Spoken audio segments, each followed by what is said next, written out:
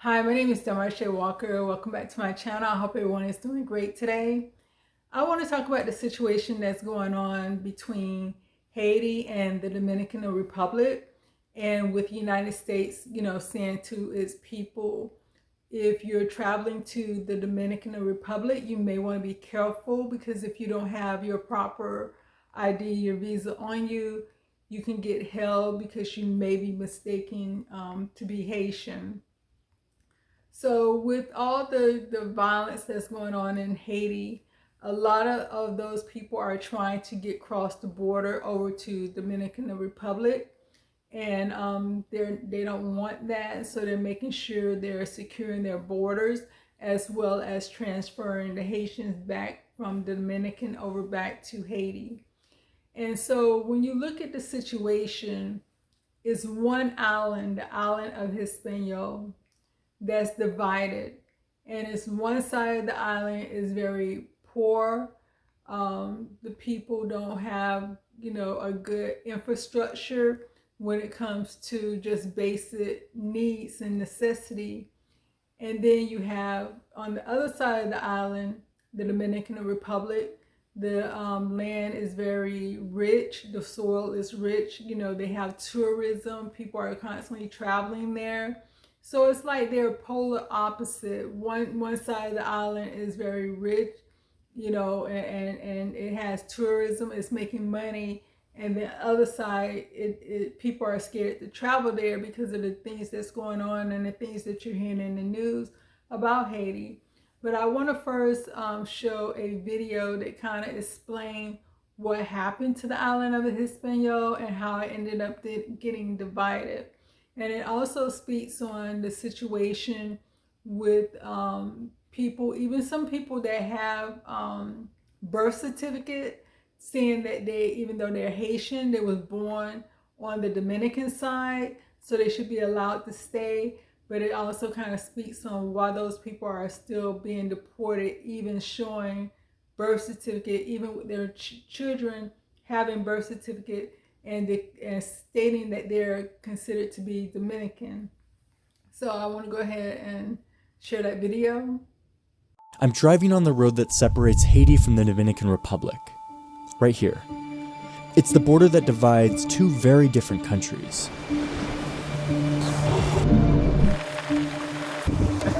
If you're born in Haiti, you're 2.5 times more likely to die as a baby than if you're born in the DR. You'll be almost 10 times poorer, and you can expect to have a much shorter life. I came here to find out how the two countries that share this one island can be so different. With a politically volatile and impoverished Haiti on one side, and the stable and relatively rich Dominican Republic on the other.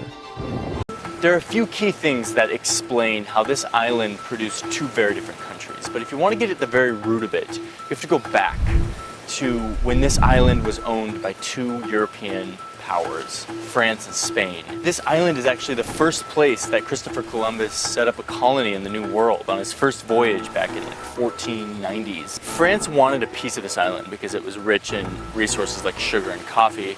So they fought a war with the Spanish, and they ended up splitting the island in two.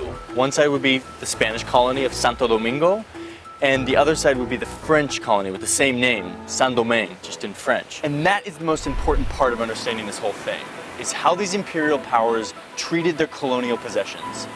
The French exploited the land. They brought in tons of slaves, and they were interested in making Saint-Domingue solely an economic producer. They destroyed the soil from aggressively harvesting the same crop year after year, and they created a group of very resentful, overworked, and abused slaves that eventually rebelled. The Spanish had a different approach. After establishing domination on this island by massacring the indigenous population, they didn't exploit it like the French did. Instead, they went to places like Mexico and Peru to look for gold. So they didn't bring nearly as many slaves onto this island, and as a result, they weren't nearly as profitable a colony. Instead, the Spanish integrated with the remaining indigenous population by recognizing the native leaders' authority and intermarrying with the locals. The result was a smaller and more racially mixed population, with a sustainable economy and a political system, something totally absent from France's colony. This becomes really important in the early 1800s when independence comes around. Haiti declares independence, fights off the French, and basically declares itself the first black former slave republic in the world. They do so with very little framework for a society and for a government. And they also do so with land that has been exploited year after year with the same crop, which basically destroys the fertility of the land. And to add to all of that, because they were this first black republic, the world essentially isolated them. The United States didn't want to recognize the independence of a black nation. They thought it might become a slave empire and seek revenge. The French showed up on Haitian shores soon after independence and said, you owe us a debt for all of the assets that you stole from us when you became independent, all these economic assets, you owe us that debt and you have to pay it over the next 30 years. This crippling debt, Haiti did pay back over years, but it really hampered their development. This history doesn't exonerate the dictators and corrupt politicians that have plagued Haiti's development since its independence, but it helps explain them. Suffocating embargoes and the independence debt, as well as the lack of any tradition or investment in governmental institutions, guaranteed Haiti's failure from the moment it was born, and a racist world made sure of it. That racism isn't just embedded into Haiti's history. It is in fact very alive today. He's talking about a policy of targeting anyone of Haitian descent, even citizens, rounding them up and deporting them. There's always been anti-Haitian sentiment in the Dominican Republic, usually resulting in racist violence.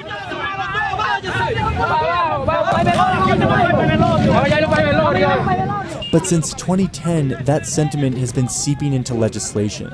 The Dominican Constitution that was drafted in 1929 says that anyone born in the country is automatically a citizen, even if your parents were undocumented immigrants. This is the same in places like the United States. But the DR rewrote its constitution in 2010 to only give citizenship to those born on DR soil to legal residents. Then in 2013, the High Court in the DR ruled that this new definition would be applied retroactively, all the way back to 1929, meaning any citizen who had been born in the DR to undocumented parents would have their citizenship revoked. More than 200,000 Dominican citizens were suddenly stateless.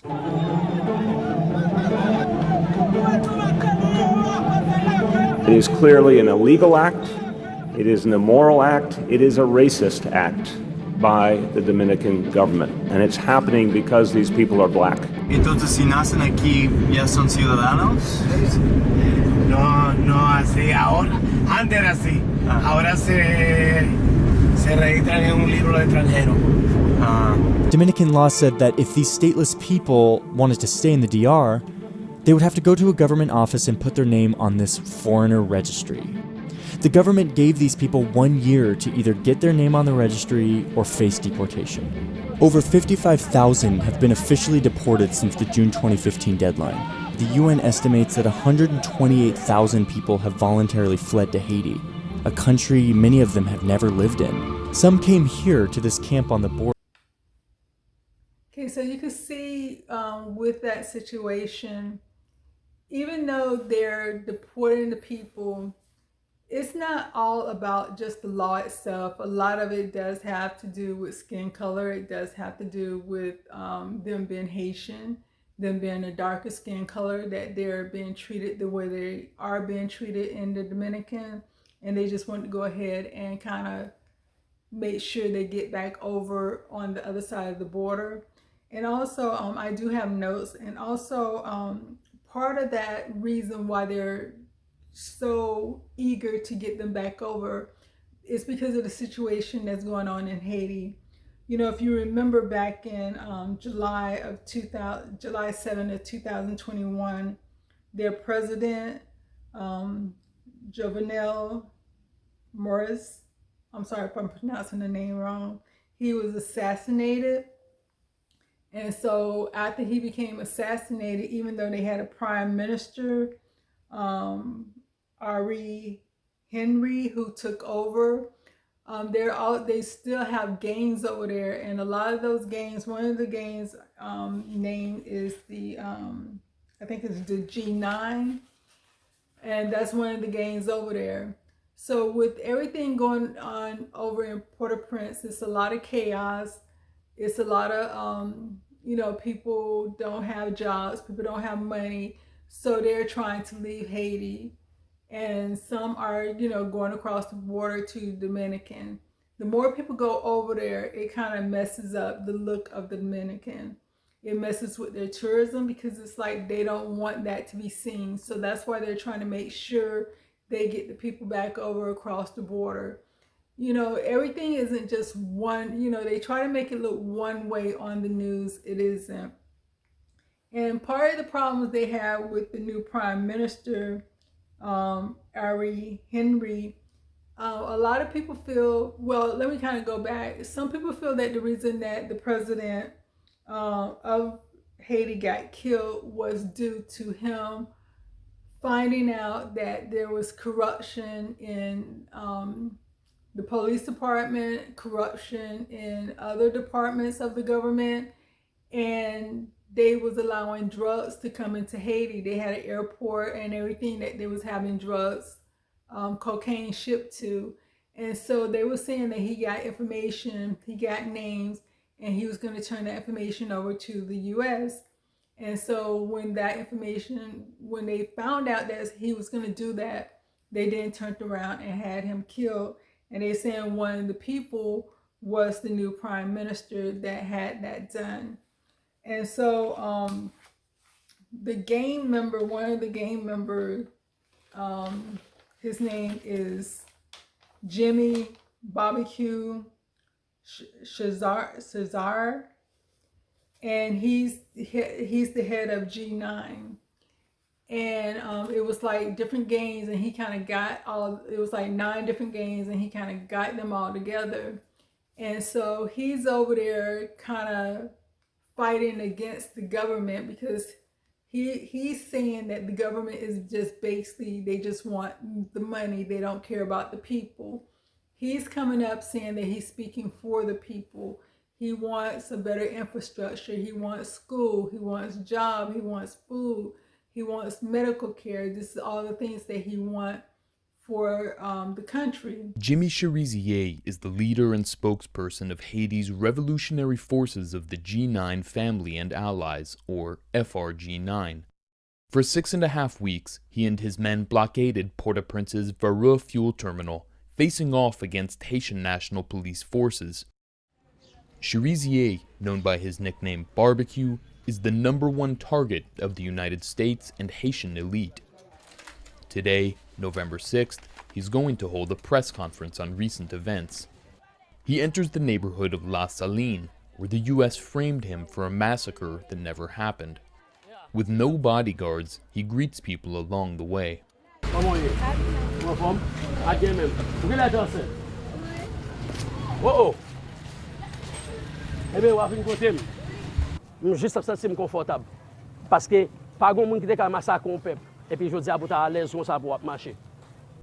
On September 11, 2022, Haitian de facto Prime Minister Ariel Henry announced cuts to fuel subsidies. Nou pral gen pou nan ajuste prix gaz la. A move advised by the International Monetary Fund as part of the World Economic Forum's Great Reset and pushed by the United States government. Those are actions that we've wanted to see in Haiti for quite some time. Overnight, the gas price shot up 128%, putting basic necessities out of reach for all but a tiny minority of Haitians. Protests that had begun in August against spiraling inflation and chronic insecurity exploded.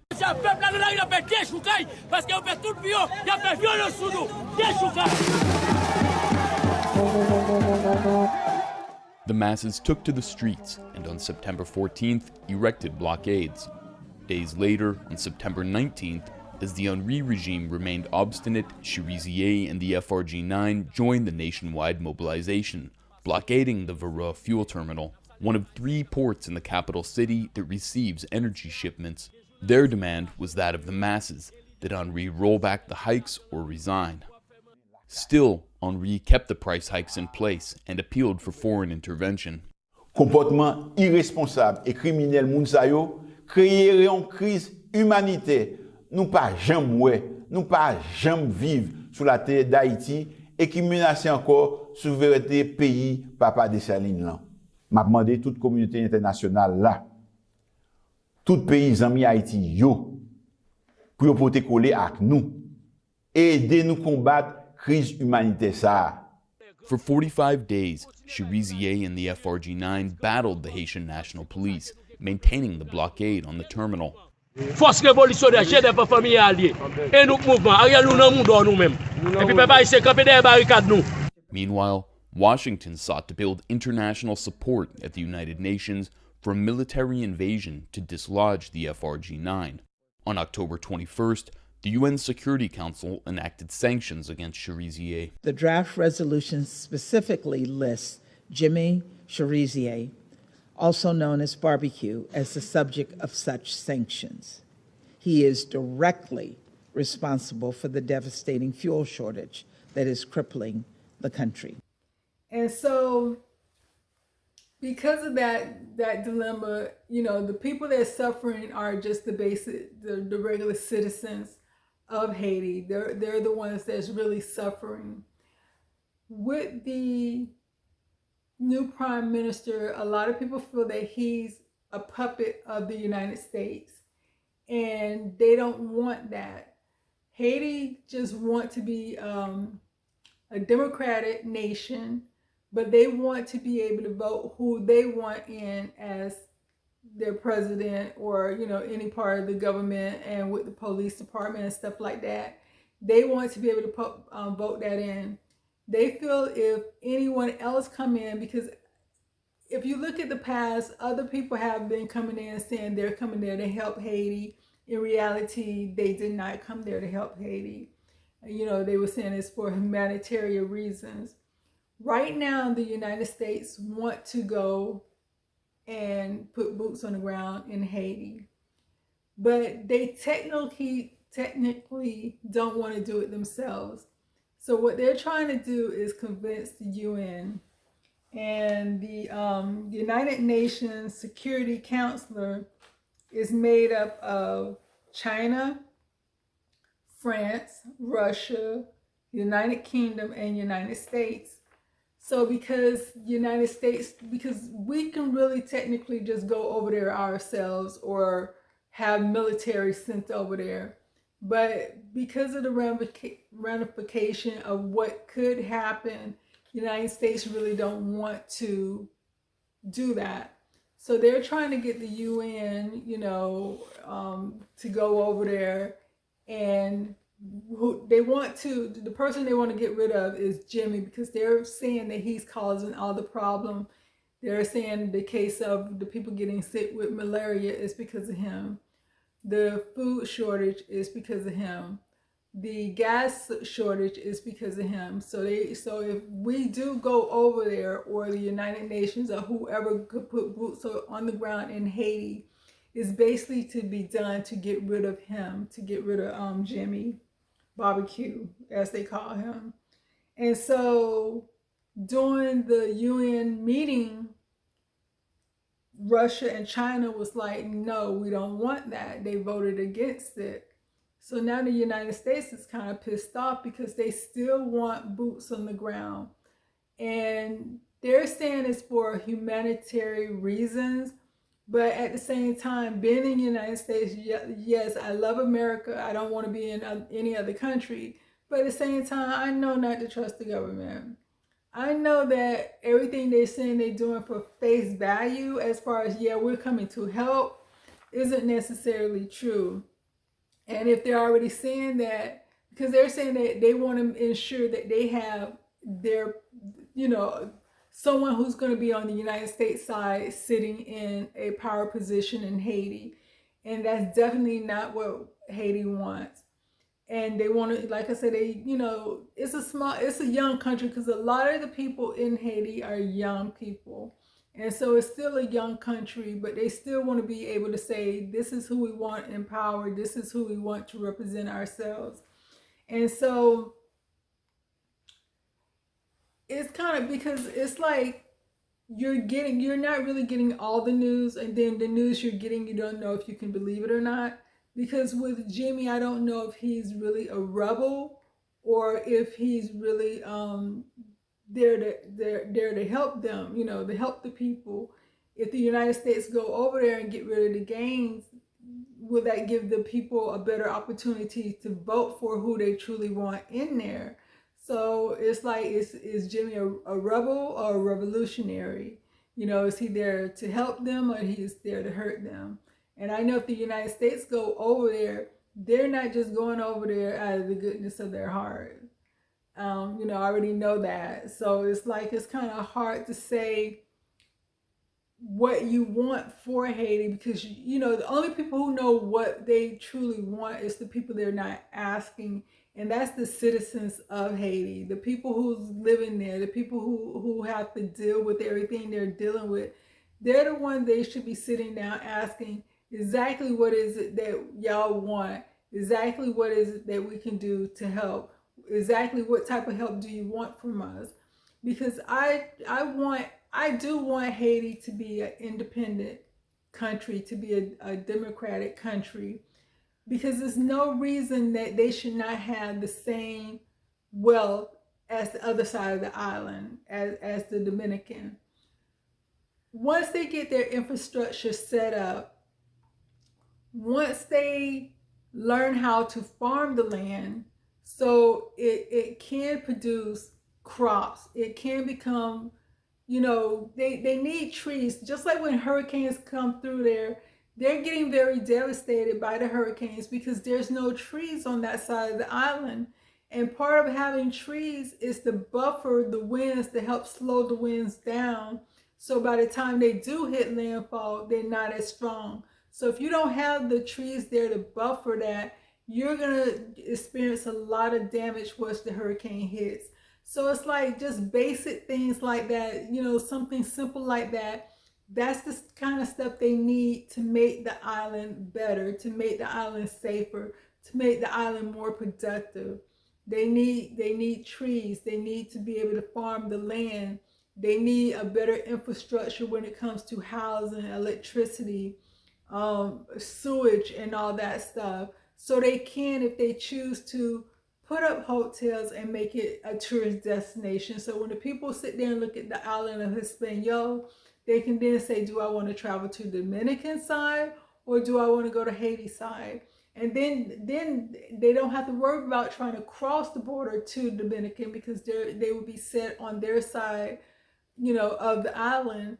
And so, you know, that's what I truly pray for them, that they can get people in government position that truly care about the country and truly care about the people of Haiti, and do want to see Haiti grow and prosper. Because like I said, it doesn't make any sense for them to be on the same piece of land, basically the same island floating out there in the ocean.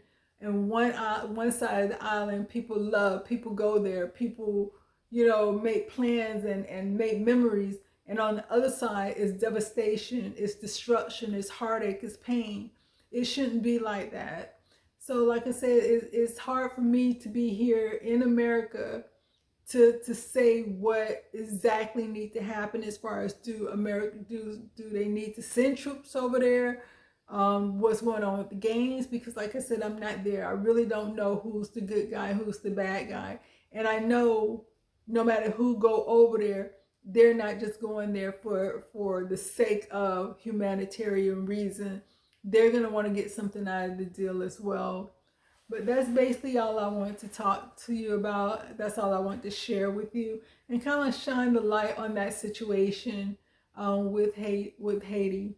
Because like I said, it shouldn't be. They have been through a lot from when they started off with, you know, being colonized, doing slavery, fighting for their freedom, and then have to ask to, you know, then they turn around and have to pay for their freedom. You know, that's like me or someone kidnapping someone, bring them into their house, and when the person fights for their freedom, I say, oh, let me give you the bill. Remember when I fed you? Remember when I bought those clothes? Remember you got sick and I went and got medication for you?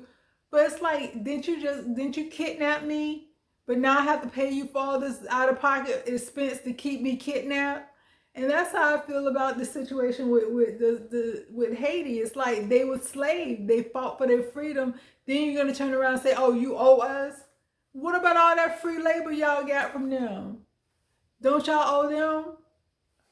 You know, I feel like they should get reparation. They should get money back for all that free labor that they put in before they had to turn around and pay for their freedom. But that's just in my opinion, my point of view. But that's all I wanted to share with you today. I hope everyone has a great day. Peace.